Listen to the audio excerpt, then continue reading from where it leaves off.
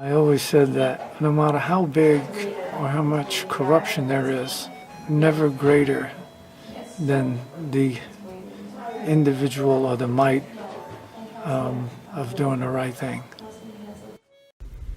Frank Serpico is a retired New York City Police Department officer who was famous for whistleblowing on police corruption in the late 1960s to the early 1970s.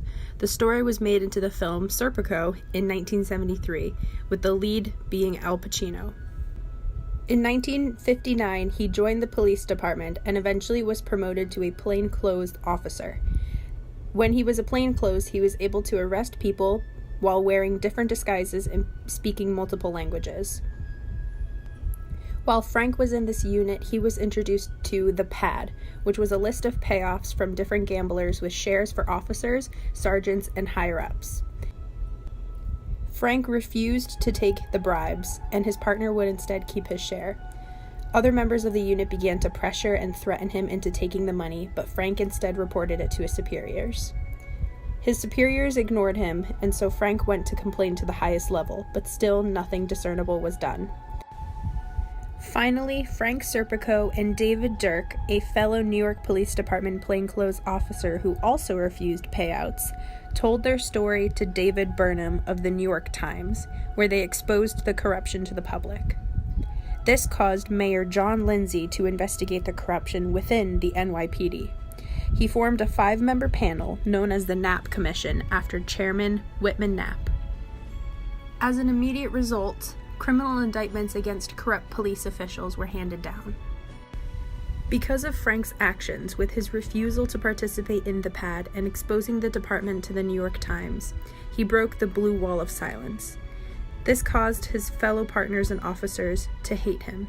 He was shunned for his actions, ridiculed, and threatened by others. He was transferred out of the plainclothes department and into narcotics. It was then on February 3rd, 1971, when Frank knocked on the apartment door of a suspected drug dealer during a drug arrest attempt. The door got slammed on Frank, pinning him between the doorframe, and when he shouted for his partners to help, no one came. The dealer shot Frank in the face, but he was able to survive. His partners never called a 1013, the dispatch code that a police officer had been shot, and it was up to an elderly man living next door to call 911 and stay by Serpico. 2 other cops responded to the 911 call and rushed Serpico to a nearby hospital.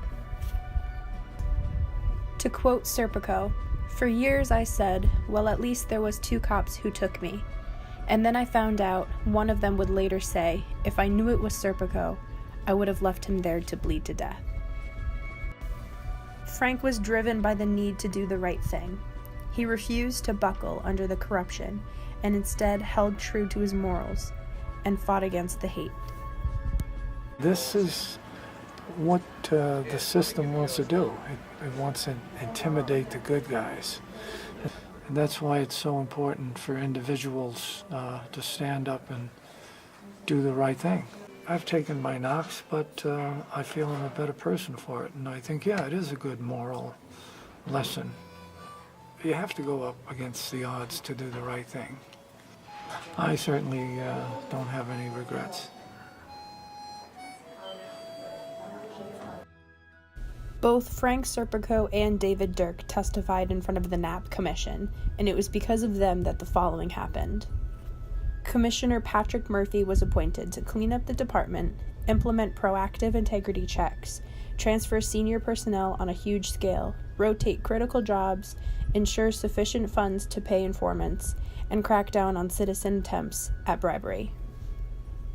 The Knapp Commission also made recommendations for improving screening and selection methods and standards, a change in police attitudes, and commanders should be held accountable for their subordinates' actions. This all helped to cut down on the growth of police corruption. Overall, I think that Frank did the right thing by exposing the corruption he was facing in his department. He was the one honest cop just trying to bring justice to those doing the wrong thing. Without Frank refusing the bribes, we may not have some of the reforms we have today. It took 5 years of Frank Serpico's life and 5 years of mine to help bring this commission about.